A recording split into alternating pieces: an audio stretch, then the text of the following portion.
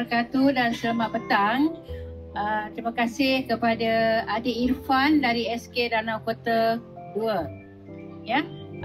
Pada petang ini alhamdulillah saya diberi peluang dan kesempatan untuk mengisi slot Sua dan Sapa ya di Reruai Rak buku Syi, dan Adik Irfan mewakili tim PSS sekolah berkesempatan untuk menembual saya, dan saya perkenalkan diri dahulu.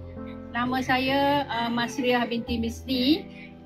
Saya berasal dari Sabak Benam, Selangor, dan saya menetap di Sepang, Selangor sekarang ini. Saya terlibat dalam bidang penulisan ini sejak tahun 2016 selepas tamat mengikuti kursus Mukarya Guru anjuran Majlis Buku Kebangsaan Malaysia KPM. Dan bersama-sama saya ketika itu Cikgu Rahim juga adalah salah seorang pengkarya guru yang bersama-sama dengan saya, satu batch dengan saya pada waktu itu. Dan di situlah saya mula mengorak langkah untuk berkarya, menulis secara mengikut masa lapang lah. Kemudian sehingga hari ini saya telah menghasilkan sebanyak 13 buku solo pelbagai genre dan juga antologi juga pelbagai genre sebanyak 229 buah. Itu saja. Puan Masriah ceritakan serba sedikit bagaimana tercetusnya penghasilan kumpulan cerpen Hujan Hati ini. Okey, sebenarnya ceritanya agak panjang dan dia agak tragis jugalah. Sebenarnya koleksi cerpen ni, dalam buku ni ada 12 cerpen ya. Sebahagiannya saya nukilkan lama dulu.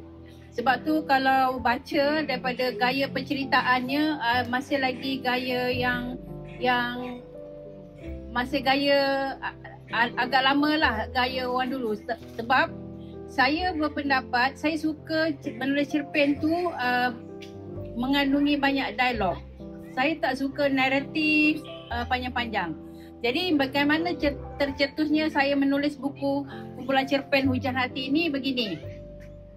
Ketika itu PENA, ya Persatuan Penulis Nasional menawarkan, memberi peluang kepada penulis untuk menghantar karya untuk dibukukan ya, sama ada puisi, cerpen, buku kanak-kanak, buku ilmiah dan sebagainya lah.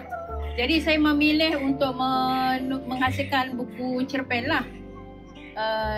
Dah ada koleksi, ada 5-6 cerpen masa tu.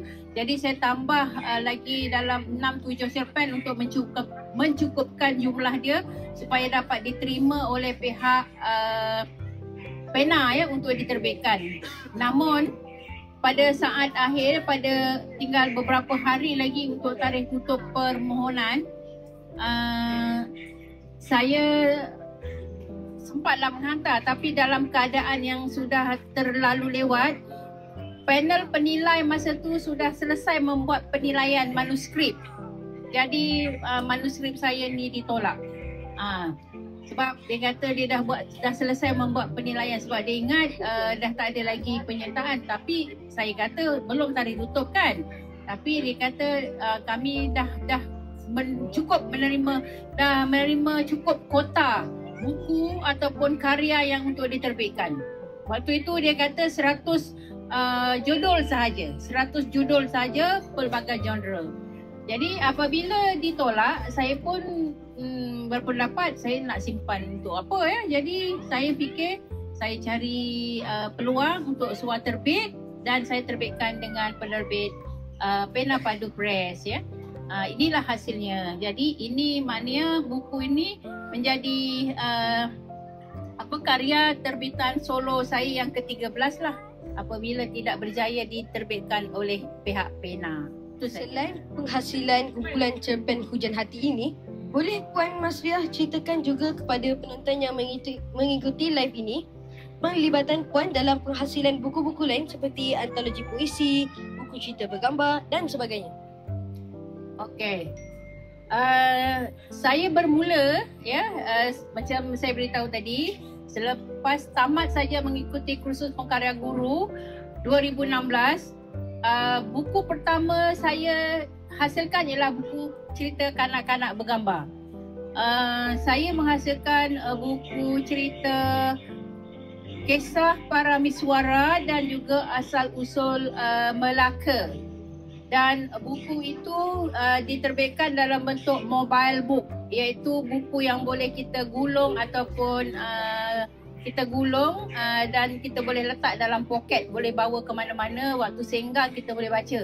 Dan dia tidak rosak sebab dia sangat nipis, 16 muka surat saja dan terdiri pada kertas yang fleksibel lah. Itu yang pertama, yang karya pertama saya lah. Lepas tu saya kembangkan lagi, saya beralih daripada buku karya kanak-kanak, buku bergambar kanak-kanak kepada genre yang lain, iaitu cerpen dan juga puisi. Tapi lebih banyak puisi berbanding cerpen sebab puisi ni senang je, betul tak? Satu hari boleh dapat 2 karya. Tapi kalau cerpen ni dia ambil masa sebab kita nak panjangkan ceritanya, nak huraikan, jadi lambat sikit. Tapi genre yang paling saya suka ialah menulis anekdot. Sebab anekdot ni kita dah ada ideanya berdasarkan pada pengalaman sebenar.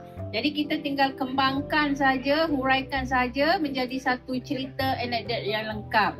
Dan Cikgu Yatim adalah sifu saya. Dia pernah memberi panduan ataupun bimbingan bagaimana nak menghasilkan karya anekdot yang baik, yang berkualiti. Jadi itulah bagaimana saya bermula dalam bidang penulisan itu.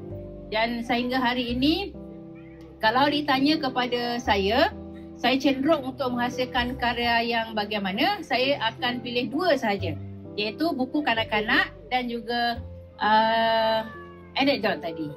Sebab dia mudah. Tak mudah, buku kanak-kanak sebenarnya sangat rumit ya nak hasilkan sebab kita perlu ilustrasi, ya.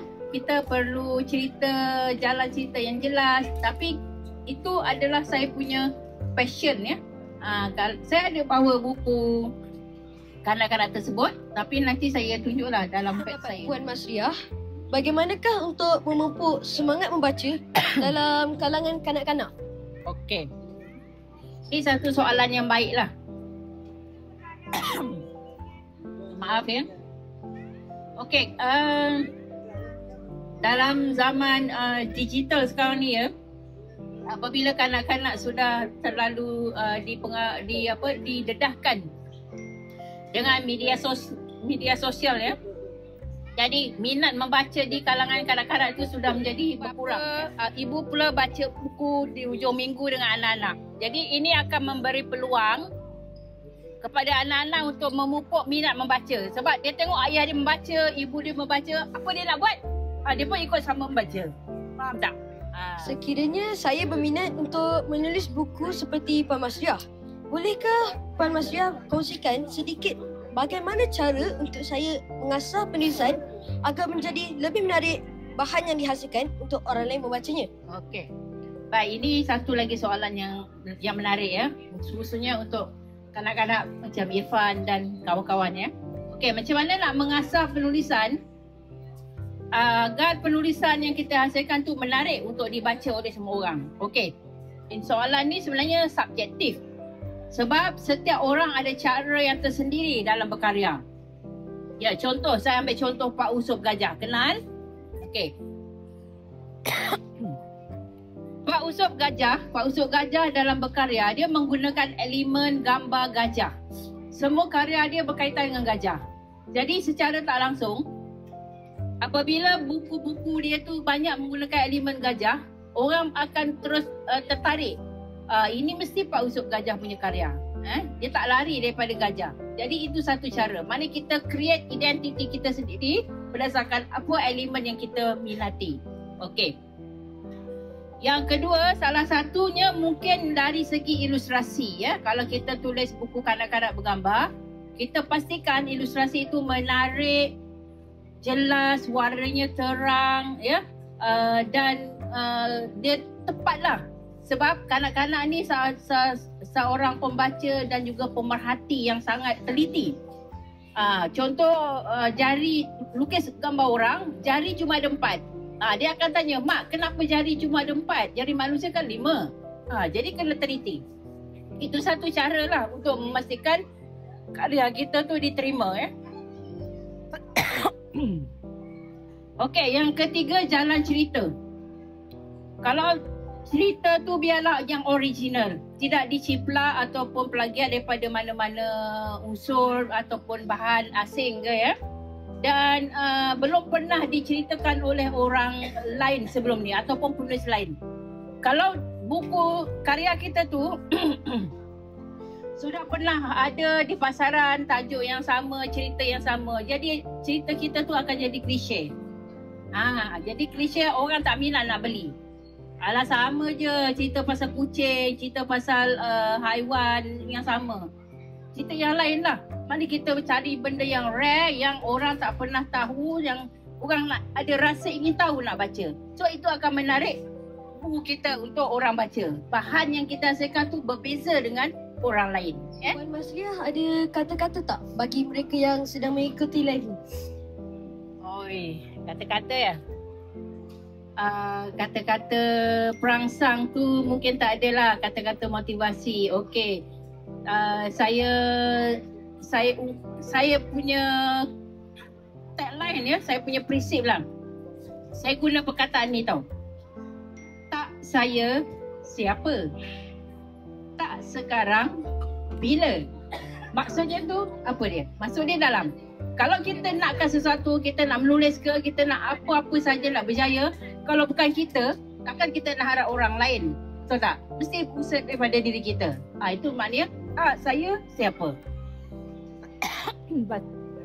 Dan lagi, tak sekarang tu bila, maksudnya kalau kita nak berjaya, kita takkan nak tunggu sampai 3-4 tahun baru kita nak mulakan. Kena mula dari sekarang. Sekarang kita ada masa, kita mula dari sekarang. Sikit demi sikit, supaya kita akan berjaya nanti akhirnya. Itu saya punya tagline. Jadi saya harap kata-kata saya tadi itu, tak saya, siapa, tak sekarang, bila, menjadi satu macam motivasi lah kepada orang yang ingin berkarya dan seterusnya untuk maju dalam bidang yang diminatinya. Itu je soalan yang saya untuk temu Puan hari ini. Saya nak ucapkan terima kasih kepada Puan. Baik, terima kasih saya ucapkan setinggi tahniah kepada tim PSS dari SK Danau Kota 2 atas inisiatif ni dan secara tidak langsung telah dapat mengisi slot saya suara dan sapa di sini. Terima kasih banyak saya ucapkan. Walaupun ada gangguan dengan suara saya tiba-tiba tersekat-sekat, saya harapkan ini sedikit sebanyak apa yang saya sampaikan, kongsikan ini memberi motivasi, memberi input kepada orang di luar sana yang ingin berkarya. Itu saja daripada saya. Terima kasih. Assalamualaikum warahmatullahi wabarakatuh. Salah silap saya mohon maaf.